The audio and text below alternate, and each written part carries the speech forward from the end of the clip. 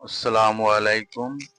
ML research টেলিকমের পক্ষ থেকে আপনাদেরকে জানাচ্ছি সালাম ও শুভেচ্ছা। আজকে আমি আপনাদেরকে দেখাবো কিভাবে এমএল রিসার্চ টেলিকমে আপনারা একটি অ্যাকাউন্ট ক্রিয়েট করবেন।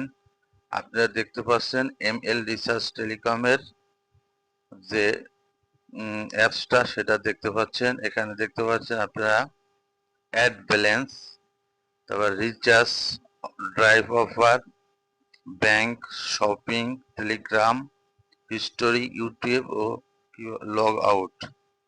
এখানে আপনার প্রোফাইল, হেল্প লাইন, এখানে যে কোনো সমস্যা হলে আপনারা এখানে হেল্প লাইনে ক্লিক করলে সাথে সাথে আপনাদের অ্যাডমিনের কাছে নিয়ে যাবে।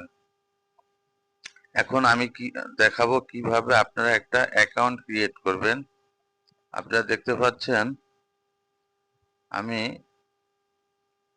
রেজিস্ট্রেশন অপশনে চলে গেলাম। এখানে দেওয়া আছে ইউজার নেম। ইউজার নেম বলতে আপনার দোকান বা আপনার নাম, এটা এখানে ব্যবহার করবেন। তারপরে আপনি মোবাইল নাম্বার, সচল মোবাইল নাম্বার এবং ইমেল এবং 6 ডিজিটের একটি পাসওয়ার্ড দিবেন। পাসওয়ার্ড দেওয়ার পরে আপনারা কনফার্ম বাটনে ক্লিক করবেন। কনফার্ম বাটনে যখন ক্লিক করার পর আপনারা চলে যাবেন লগইনে। লগইন অপশনে গিয়ে আপনার ইমেল এবং 6 ডিজিটের এই পাসওয়ার্ডটি আপনারা দিয়ে লগ ইন করবেন। এখন এখানে লগ ইনে আপনারা ক্লিক করার সাথে সাথে আপনাদেরকে নিয়ে যাবে মেন পেজে। এখন এই যে আপনারা দেখতে পাচ্ছেন মেন পেজ। এখন এখান থেকে কিভাবে আপনি টাকা অ্যাড ব্যালেন্স করবেন। এখানে এই যে অ্যাড ব্যালেন্সে ক্লিক করবেন। অ্যাড ব্যালেন্সে ক্লিক করার পরে এখানে দেওয়া আছে বিকাশ, নগদ, রকেট।